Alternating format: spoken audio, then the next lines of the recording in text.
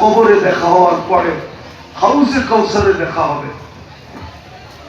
নবীজি বলতে পারতো হাউজে কাউসার তো পান করায় দিছি, হাউজে কাউসার যে পেটে যাবে ওই পেট আর দুযোগে যাবে না, কোনো না কোনো ভাবে জান্নাতে যাবেই যাবে।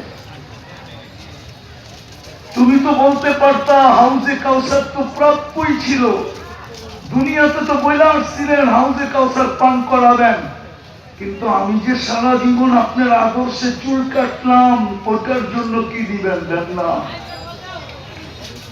হাঁটতে পারতে পারতে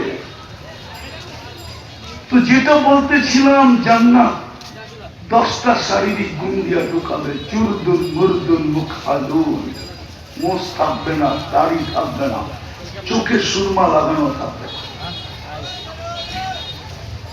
ডেলি 70,000 আইটেম খাবে। জান্নাতে কোনো কিচেন নাই, বাবুর্চিখানা নাই, কোনো বাবুর্চি নাই, আল্লাহ কুদরত দিয়ে পাক করে পাঠাবে। ঢাকা শহরে কিছু দোকান আছে 100 আইটেম পাওয়া যায়, বুক বলে বুকের খাওয়া, কিন্তু ওইটার নিয়ম হইল আগে টাকা পেড করে দিতে হবে, টাকা দিয়া ঢুকতে হবে, খান আর না খান। কিন্তু আরেকটা শর্ত আছে, লুঙ্গি পড়া যেতে পারবেন না, লুঙ্গি বাইরে খুলা ফিরা যেতে পারবেন, কিন্তু পড়া যেতে পারবেন না। জান্নাতের বুফে তো 70,000 আইটেম থাকবে, 24 ঘন্টা রেডি। হায় হায় হায়, ওই জান্নাত দিয়ে কিনবে, ওই জান্নাত দিয়া কিনবে। আজকে কি বার গেল? প্রতি শুক্রবারে আল্লাহ দাওয়াত খাওয়াবে, চিরদিন শুক্রবার আসলেই দাওয়াত।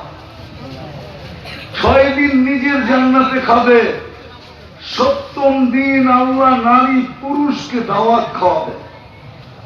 হায় কত কোটি আইটেম হবে আল্লাহ জানে, কুদরত দিয়ে পাক করবে।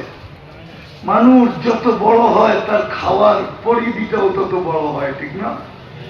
হ্যাঁ, আইটেমও অত বেশি হয়, আবার খাওয়ার ভিতরে সুস্বাদু ওরকমই হয়, ঠিক না? কেননা বাবুর্চি দিয়ে পাকায় তো, আল্লাহ কুদরত দিয়ে পাকাবে।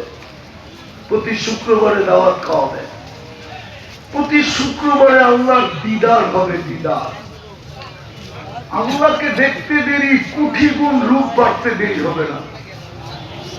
জান্নাতে ফিরে যাওয়ার পরে ফেরেশতারা জিজ্ঞাসা করবে এত রূপ বাড়লো কি করে?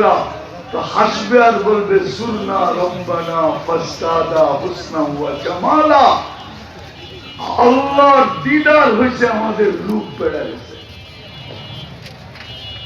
আছে এরকম দামি লোক আছে, কমসে কম সপ্তাহে একবার দেখবে।